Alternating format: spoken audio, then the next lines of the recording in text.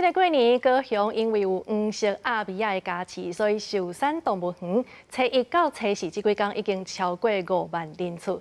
另外咧，这个茶山本身嘛是台湾狗的生态地，所以工作人员是提醒游客，一寡脆食面一定要收好势，才袂互这台湾狗来抢，造成冲突。 台湾乌熊以双脚徛起来好奇往顶面看，高雄寿山动物园过年期间满满拢是人。除了家村，也有部分游客是来看传说中的工作性乌熊保庇。像人藏在里面。徛甲滴滴滴，互网友怀疑敢是人去办的。高水趣味的保庇吸引游客眼光，也毋过园方也提醒千万毋通因为保庇高水，就将手伸入围栏，是随意家持，也毋通使用闪光灯。 拍照的时候，我们也是建议说，尽量不要使用闪光灯，因为其实像不管是强光啊，或者是一些比较高噪音器，对动物它当然都会产生一些刺激，那可以会造成动物它可能有一些的紧迫。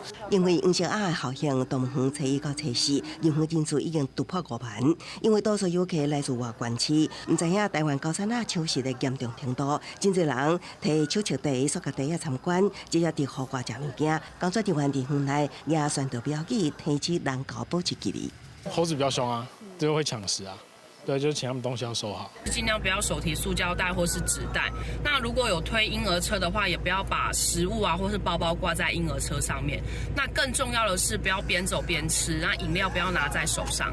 保育员提手机防止高山鸭抢饲料，若无传热弹，就会像园区外大路线路安全无定物品。高山鸭甲吹到的塑胶袋啊，长期不当家饲，还是食物流出来，对生态甲环境卫生造成问题。园方甲协会提醒游客一定将食物收好，以免发生人狗冲突。记者综合报道。